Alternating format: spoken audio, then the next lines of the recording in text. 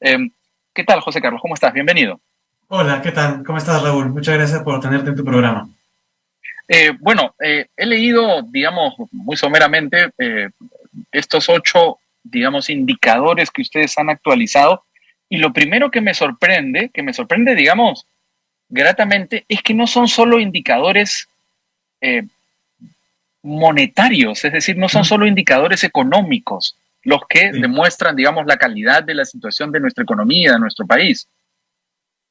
sí, efectivamente el IPAE-MID es un monitoreo que permite chequear la salud de una manera de la economía peruana desde un punto de vista más amplio que solamente ver el PBI o la inflación o el empleo, sino viendo un poco los fundamentos más amplios, que es institucionalidad sólida, que el Sí. crecimiento sea sostenido, inclusivo, igualdad de oportunidades, servicio público de calidad, por ejemplo, educación de calidad, ¿no? Entonces no solamente es ver el PBI, sino ver como un examen médico más agregado, más integral y ver cómo estamos, ¿no? Porque como tú bien sabes, la economía peruana puede crecer bien un año, pero si los fundamentos no son saludables y la institucionalidad es mala, es una cosa de corto plazo, ¿no? Y no se puede sostener Ujú. necesariamente en el tiempo, ¿no? Sí, a ver, vamos a algunos de estos indicadores que son, de mi impresión, algunos de los más interesantes. Posición en el ranking de democracia, que es el primero. ¿Qué nos puedes decir de este indicador? Efectivamente, ese es un punto muy importante, ¿no? La historia, la evidencia es muy clara en decir que una economía, un país para desarrollarse, generando libertades y generando bienestar a la población de manera sostenida, necesita democracia. Es el sistema que mejor funciona para tomar en cuenta los intereses de las minorías y sí, establece balances adecuados en el poder. La democracia en el Perú ha venido deteriorándose de manera marcada en los últimos años, y eso es lo que muestra el indicador, ¿no? De hecho, ¿Desde cuándo? el indicador de democracia viene deteriorándose con mayor claridad a partir del 2020. Para esto utilizamos un indicador que levanta una revista muy prestigiosa que se llama The Economist, que Sí. hace un ranking de 165 países, los ordena de mejor a peor, digamos, ¿no? Y de esos 165 países, digamos, en el 2020 estamos en el puesto 57 y ahora estamos en el puesto 75. O sea, hemos retrocedido, ¿no? Hay más países que han mejorado en términos relativos a nosotros. ¿Qué está detrás de ese deterioro?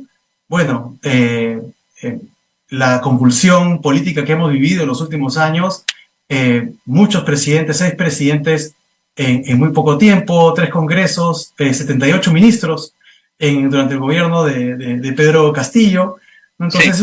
es una democracia que se ha debilitado bastante y esto es importante. ¿Por qué? Porque una democracia débil no permite canalizar las demandas ciudadanas a políticas públicas adecuadas, ¿no? Ahí está el canal Ujú. de transmisión con una economía que funciona bien, ¿no? Otro tema es posición en el ranking de percepción de corrupción. Bueno, algo de lo que hablamos todos los días, pero que claro, efectivamente tiene un impacto económico, pues directo, ¿no?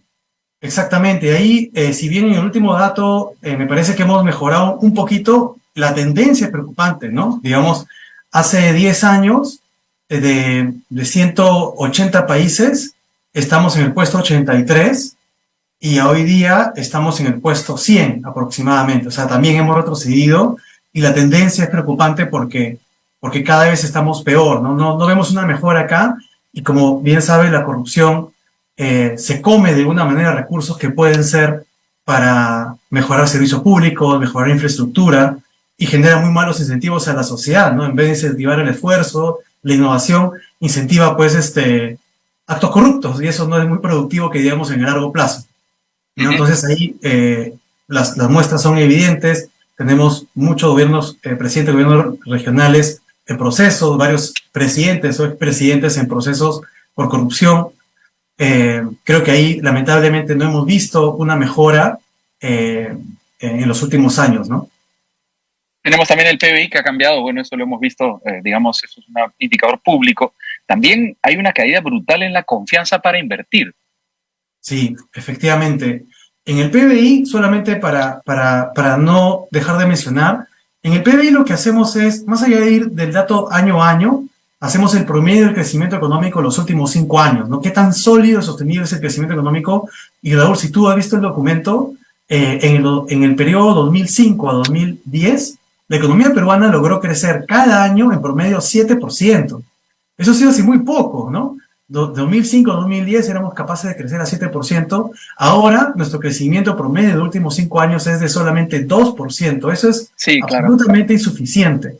Y lo que está detrás de ese bajo crecimiento es lo que bien mencionas, que es la confianza empresarial.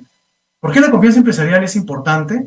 Porque cuando hay confianza empresarial y hay ánimo empresarial para invertir, la inversión privada crece, el empleo de calidad crece, los ingresos de la ciudadanía crecen, la clase media crece y muchos mercados se dinamizan y eso genera un círculo. Ahora, lo triste en confianza para invertir es que empieza a caer desde el 2010, pero a partir del 2015 empieza a recuperarse lentamente, y el 2018, y esto coincide con la crisis política que atraviesa nuestro país desde la caída del gobierno de Kuczynski, pues se viene al suelo, ¿no? Es decir, hay una relación directa con la estabilidad política, la confianza para invertir. Totalmente. Si tú ves otros indicadores y te olvidas de alguna manera de la parte política, la confianza empresarial debería estar bastante positiva. Por ejemplo, Sí. en el Perú es muy importante el precio del cobre. El precio del Sí. cobre está en buenos niveles, pero a pesar de eso, o ha estado en buenos niveles, la confianza empresarial, a pesar de eso, está en terreno negativo, como bien mencionas, en muy buena parte explicado por el contexto político de incertidumbre, turbulencia, de polarización, que al final se traduce en malas políticas públicas o en la capacidad de atender las necesidades de la población con el uso de la política, ¿no? Con mayúscula, digamos, con la discusión, debate, diseño de políticas adecuadas. Afortunadamente, y acá te menciono un dato que está incluso más actualizado del que has visto en el documento está actualizado hasta 2022, la información que tenemos disponible a mayo de 2023 es que vemos una mejora, que nuevamente coincide con lo que bien mencionas, que es la parte política, ¿no? Vemos algo de estabilización en la parte política con la violencia. Bueno, esa es la salida de Castillo, ¿no? Es la salida de Castillo. Posterior a la salida de Castillo fue el periodo de violencia que afectó a la economía peruana y generó una caída del PBI durante el primer trimestre del año, pero a partir de eso, una mayor estabilización, hemos visto un mejor ánimo empresarial para invertir. Eso es bastante positivo para los siguientes trimestres, aunque no, si bien había una mejora, no es que está en niveles espectaculares, ¿no? Pero sí Ahora, una mejora ahí. Ahora, hay dos indicadores que me resultan llamativos, y me encanta que estén ahí, la verdad, que son el 7 y el 8. El séptimo indicador es cambios de ministro de Educación. Es decir, la situación del cargo de ministro de Educación es un indicador para medir la situación de nuestra economía. Claramente porque, digamos, ahí comenzó todo, ¿no? Con la caída de Saavedra comenzó toda la crisis. Y la otra es presupuesto ejecutado del sector educación también para inversión y compra de bienes y servicios. ¿Por qué han incluido estos dos? Lo podemos intuir, pero ¿por qué han incluido estos dos indicadores entre los relevantes, digamos, para medir la situación económica de nuestro país? Porque el crecimiento económico es importante porque genera empleo, ingresos, pero también es importante en la medida que permita reducir brechas de capital humano, en este caso mejorar los servicios públicos y mejorar el nivel de vida de la población. Para eso necesitas estabilidad institucional para mantener las políticas públicas de largo plazo. Y hay algunas cifras que creo que dan cuenta de lo grave que es el cambio de ministros, ¿no? Hemos tenido 9 ministros en solo 3 años, 9 ministros de educación en solo 3 años.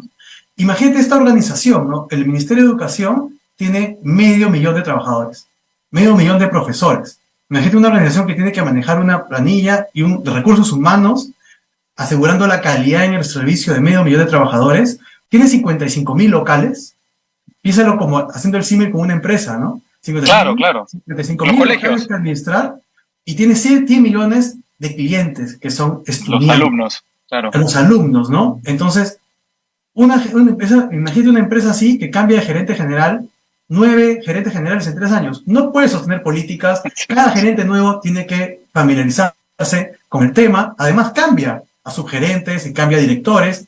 Entonces sí creemos que es importante mantener cierta estabilidad en el liderazgo del Ministerio de Educación para que los estudiantes no sufran las consecuencias. Además, la mayoría no son línea de carrera, la mayoría son nuevos, es decir, no son subgerentes que asumen la gerencia, que conocen de alguna manera el sector, ¿no?